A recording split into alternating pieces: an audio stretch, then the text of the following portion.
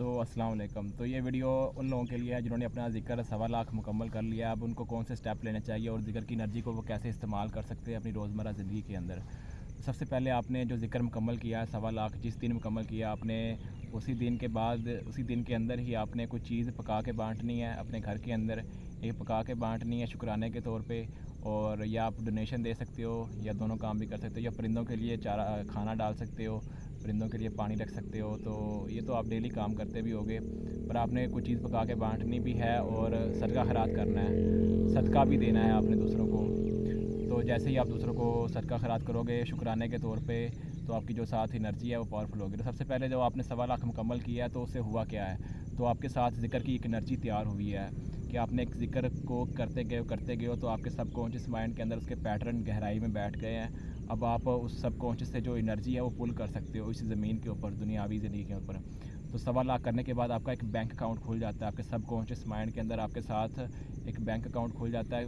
क्योंकि जो आप ज़िक्र करते रहो पहले, उसका आपको आखिरत में फ़ायदा तो मिलेगा, पर जो आपने 1.25 किया है अब उसका लिंक हो गया है। तो कनेक्शन, क्योंकि मरने के बाद सारा ज़िक्र जहाँ भी पड़ा है, किसी भूत प्रेत के अंदर है, किसी भी जगह पे कोई ज़िक्र आपका इस्तेमाल हो रहा है, किसी भी चीज़ में कोई भी आपका ज़िक्र इस्तेमाल कर रहा है, तो मरने के बाद वो सारा इकट्ठा हो जाता है, वो आपको मिल जाता है। पर दुनियावी फ़ायदे के लिए आप 1.25 ज़िक्र करते हो तो आपका दिमाग के गहराई में कनेक्शन जुड़ता है सबकॉन्शियस माइंड के अंदर, जहाँ से आप स्पिरिट वर्ल्ड से जो ज़िक्र की एनर्जी को पुल करते हो, क्योंकि हमारी कायनात के ऊपर ज़िक्र फैला हुआ है। तो आपकी जो इन 1.25 करने के बाद ज़िक्र को खींचने की ताकत है वो बढ़ जाती है।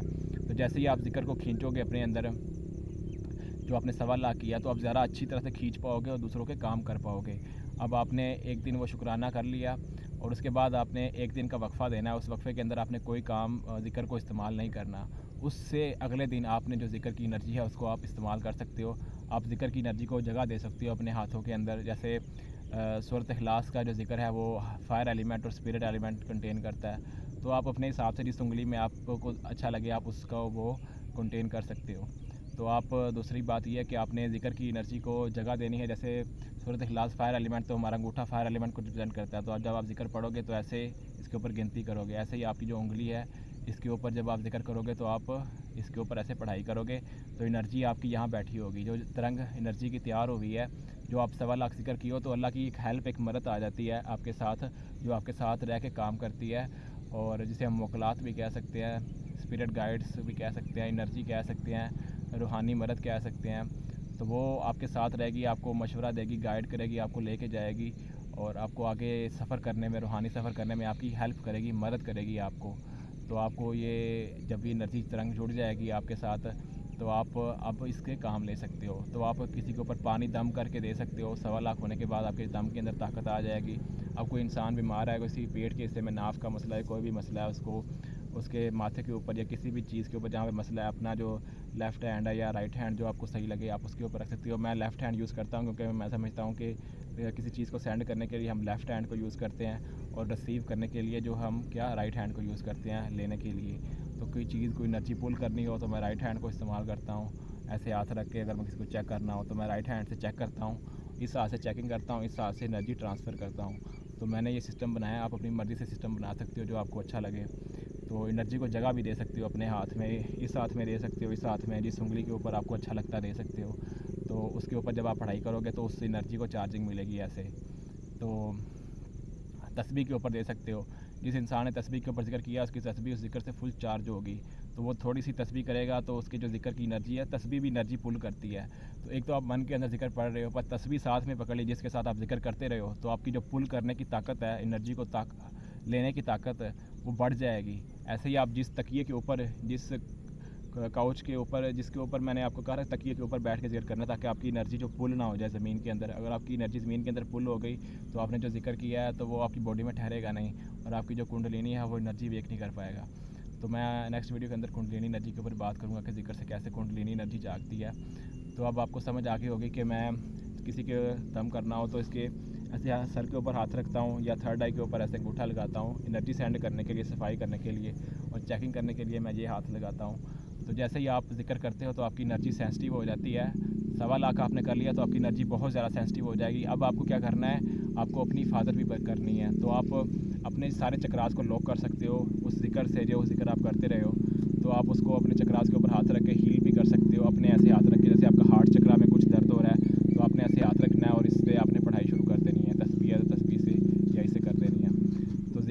सारा काम यही है कि जिक्र का एनर्जी पुल करने से तल्लुक़ है। आपके सबकॉन्शियस माइंड में जितनी गहराई में आप गए हो उतनी गहराई से आप एनर्जी जो पुल कर सकोगे। इसलिए जो इंसान 4.25 लाख, 5.25 लाख, 10.25 लाख करता है तो वो ज़्यादा एनर्जी खींच पाता है, ज़्यादा अच्छी, तो वो ज़्यादा उसका जिक्र है वो ताकतवर होता है, पावरफुल होता है। एनर्जी जो इसके साथ खड़ी होती है, जो जिसे मोकलात कहते हैं, वो मोकल इतना बड़ा और ताकतवर होगा।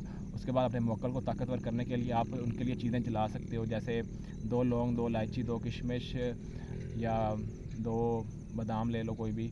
तो जब आप उसको नियत करके ऐसे दुआ करके जलाओगे कि अल्लाह ताला मेरे जो साथ एनर्जीज़ हैं वो ताकतवर हों, जो मैंने जिक्र किया उससे मैं दूसरों के काम कर सकूं, तो वो जो एनर्जी आपके साथ खड़ी है वो ताकतवर होना शुरू हो जाएगी। कपूर जलाने से आपका ऑरा भी साफ़ हो जाता है और उसके अंदर आप जब ये चीज़ें जलाओगे तो वो एनर्जी भी उसको ट्रांसफ़र होगी। तो ये जलाने वाले काम इसलिए किए जाते हैं ताकि जो हमारे साथ जो एनर्जी है वो उसका फायर एलिमेंट स्ट्रॉन्ग हो और वो उतनी बड़ी हो जाए। तो जितनी आप जलाओगे चीज़ें उनके यहाँ पे जलाओगे तो वो उसकी जो एनर्जी है वो ट्रांसफ़र होगी। ऐसे ही अगर आप अपनी जो तस्बीह है किसी को दे दोगे तो तस्बीह भी उसे ट्रांसफ़र हो जाएगी। नियत करके कुछ भी नियत करके दोगे ना, किसी को दान करोगे, तो रूहानियत के अंदर सारे काम नियत के साथ जुड़े होते हैं।